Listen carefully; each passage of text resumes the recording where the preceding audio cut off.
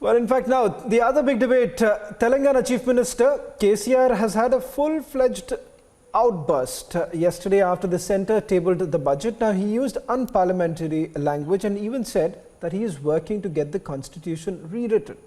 Well, how has the budget session led the Telangana Chief Minister? And by the way, Shravan, he rarely, very rarely addresses a news conference. And for him to address a news conference, use the kind of language he did, and then ask for the rewriting of the constitution, many are questioning it. It's a big political fight. Listen to what he said. Lashing out at the budget, Telangana CM went on a spree to say the BJP must be thrown into the Bay of Bengal. मैं बताता हूं भारत के युवा को, इस भाजपा सरकार को उखाड़ के बंगाल खाड़ी में फेंक देना चाहिए. And it only got worse as he said, we are not afraid of mad dogs who keep barking day and night. क्या गलती है कि मैं जा रहा हूं मुंबई? 2-4 दिन में जाऊंगा मेरे ख्याल से. क्यों जा रहा हूं? इस देश के बारे में मेरा विचार क्या है उनके सामने रख रहा हूं. क्या हम लोग चुप बैठेंगे? चुप नहीं बैठेंगे, बिल्कुल लड़ेंगे. देश के हित के लिए चाहे जान कुर्बान करना पड़े, कुर्बान करेंगे. हम सिपाही है इस देश के, हम योद्धा है. कुत्तों से डरने वाले नहीं है. खास तौर पर पागल कुत्तों से नहीं डरेंगे जो भौंकते रहते हैं सुबह शाम.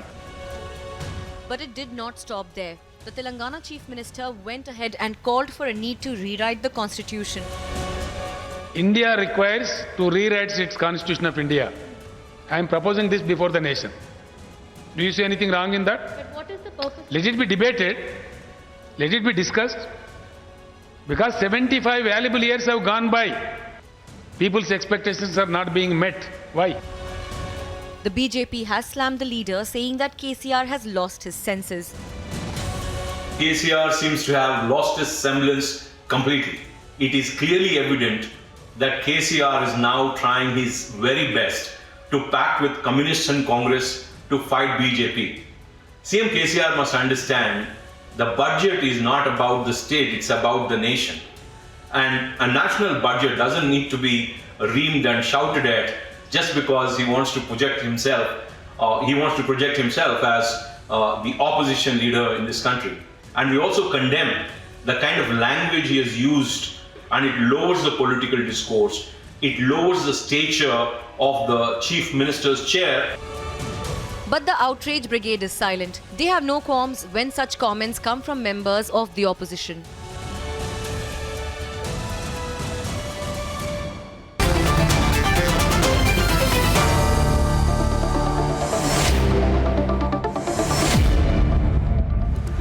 Tom Vadakan continues to stay with our senior leader and spokesperson of the BJP's Abhishek Banerjee, author columnist, joining us live from Bengaluru. Prakash Swamy, senior journalist, joining us live from Chennai.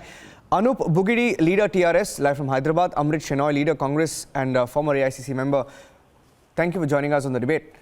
I would like to start with Anup Bugidi, and then Tom Vadakan can respond. Anup Bugidi, how can the elected head of a state address, the press on the budget announcement and use language like kukkalu, nakkalu, dogs, jackals, dimag lenulu, mindless fellows, pagalgallu, idiots, kukkamutti, pindalu, dog face miniatures?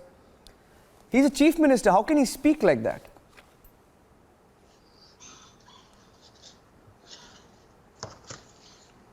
Hello, is it audible? Yes, we can hear you. Please go ahead. From the last 7 years, when all key demands of Telangana has been ignored, and they are only giving all the fruits to north and east parts, yes, obviously, when we got ignored from last 7 years, and whatever all the key demands in AP Reorganization Act, like tribal university, like Bayaram steel plant, and there are many other 35 issues we kept in front of the government, but it has been ignored. What should we do? Because even we are the part of India. How come we got ignored? So you'll call someone a dog? You have given 1,500 crore for. You have given 1,500 crores for Northeast corridor. What happened to South? Why always South has been ignored is a big. Nobody is asking you. So you call no. So you call someone. So you'll call someone yes, a. So you'll call someone a dog. Question, sir. No, we will call someone a dog for that. You'll call someone a... No, you'll call someone a dog. Okay. We will question when someone is ignored. Okay, let Tom Marakan respond to you. When someone is feeling hungry from last 7 years. So you'll call them a dog? Tom Marakan. Niranjan, my only question to this very articulate spokesman of the TRS, Mr. Anup Bugudi, is what was the constitution by which your great leader KCR was sworn in? Is it the same constitution that he wants to rewrite? And is he looking for the chair of, to be Ambedkar number 2, which I think, there is a strong community in this country which will be opposed to it. Where are those liberals? Again, you people are diverting the topic. You see, let me complete this. He wants to bring his son as the chief minister of Telangana. If he wants to do that, bring another dynasty, he's welcome to do it.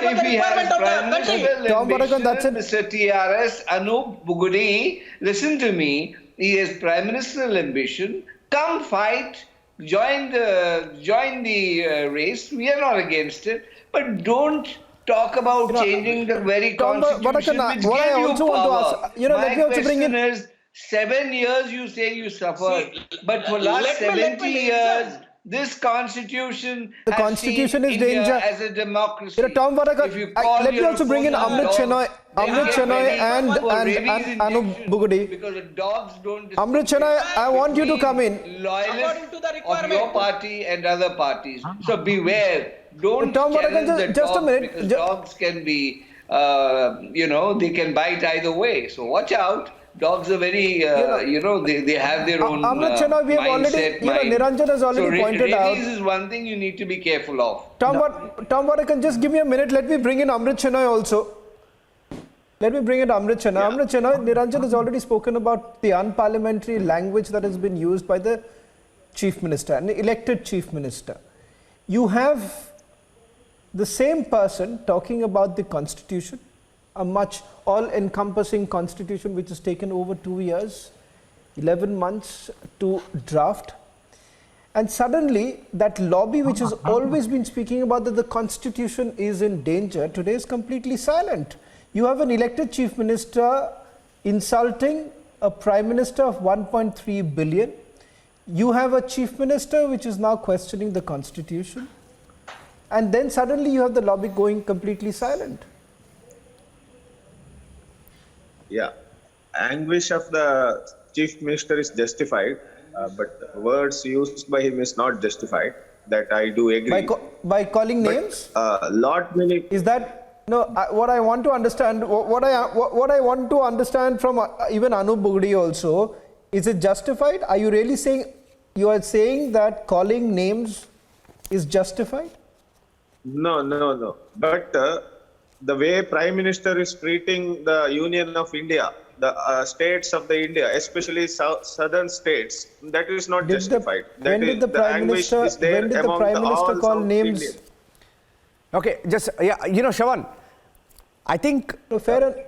Shravan, today, just imagine for a second, okay, just step back, Abhishek Banerjee, just imagine the Prime Minister or Chief Minister of any BJP state had actually said that we need the Constitution changed. It would have been the single biggest headline around the world.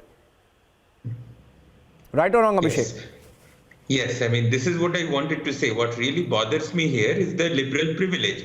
I mean, if a BJP chief minister, say Yogi Adityanath, had said that, we have to rewrite the constitution, we have to change its root and branch, then, from the New York Times to the Stockholm Peace Institute to VDEM Institute, everybody would have said that, fascism has come to India and India is no more, India is finished. But because some liberal chief minister is saying it, crickets. Now we all understand that, Mr. KCR is facing a serious challenge from the BJP. He has, Huzurabad and Dubaka, these are just two bipoles. I mean, he has to be behave, first of all, in more mature manner, and he has to figure out some mature language to, go after his political opponents in the BJP. I mean, he's calling them dogs. He's saying throw them in Bay of Bengal, and as usual, I mean, the question comes back to the same point. If suppose Yogi Adityanath or some BJP chief minister had said it, I mean, even small WhatsApp forwards from low-level BJP leaders, they make it to the New York Times. Just imagine if a BJP chief minister had said it. Yeah, absolutely. That's Anup Bugudi, if I can, Niranjan, just a quick reminder for the person from the TRS, Mr. Bugudi. Back in 2019, a 20-year-old was arrested by the police in Telangana because he allegedly used derogatory words against the chief minister. What should be done as far as your chief minister is concerned, who's actually calling names to the prime minister? Because I believe the rules should be the same.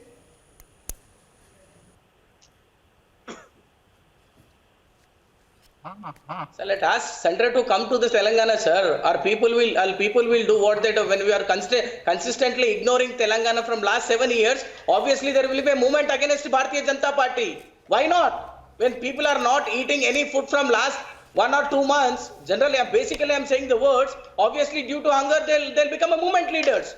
Let ask Modi to come to Telangana. People will show them what is their angry on him. Okay, that's fine. Because you're completely neglecting southern states. You're completely neglecting, as there was elections in Uttar. Okay, I have a bad line with Mr. Bugudi there, but I have a bad line. I have a bad line with Mr. Bugudi. Why not in Telangana and Andhra Pradesh? He's back. Okay. No, okay. We'll just fix that line. Prakash Swamy hasn't spoken, and then I'll go across to Tom Vadakkan, right? Some of the comments made, I'm coming to you, Tom.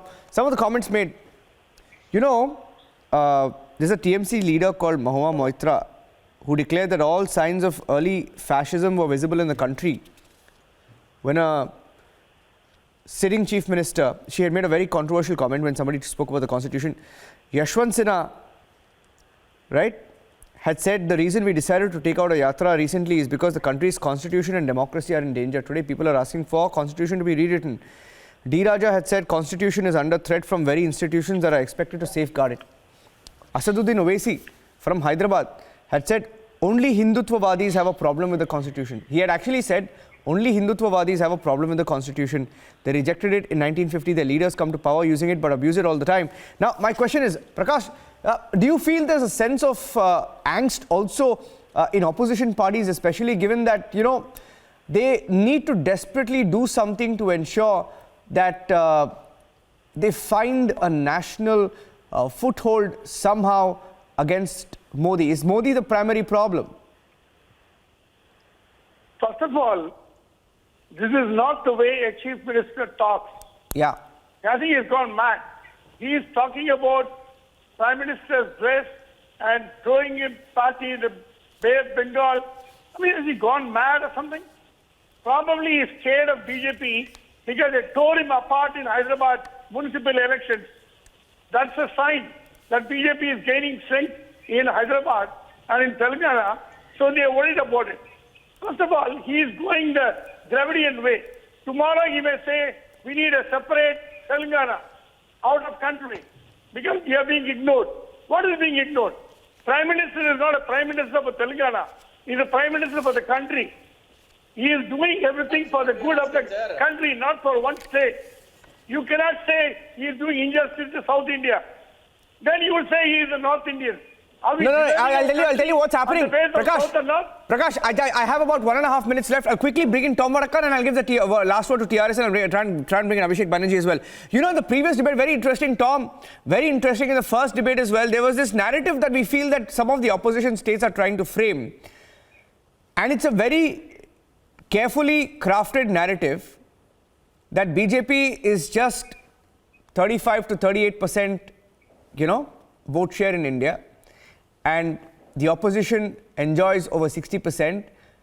And one of the panelists close to the DMK, part of the DMK, conglomerate said that, he said out of 150, 200 seats down south, BJP didn't win even, 20, 30%. There's a very carefully crafted narrative, listening to what Prakash Swamy said and then what the TRS said. It seems to be the narrative now with changes to the constitution, etc., being asked for. Do you see that as a deliberate strategy? Yes, this is a narrative being worked on, and essentially that is the only belief that holds them together. Now, this gentleman from TRS said that South India is being ignored. Incidentally, Karnataka is also South India, and there is Kerala, there is Tamil Nadu, and we have a very cordial relation. And your chief minister has very cordial relation with our prime minister. So where is the sudden, this is ambition. He wants to bring his son as the chief minister, so be it. And he wants to move on and become the prime minister if everybody accepts it. Well, there's no harm trying. This is a democratic country. For that, you don't have to rewrite the constitution, my friend. You win Telangana elections. We have done well in Telangana. It's worrying you. I'm sure it is worrying you. So this kind of malcontent, the 7 years we have ignored you, the kind of favors we have done for Telangana, if I list it, we will... if I'm not wrong, Tom, if I'm not wrong, the Prime Minister is going to visit... if I'm not wrong, the Prime Minister is going to visit Hyderabad in the next few days for a very big inauguration. Yeah, Prakash, before I come to you, I'll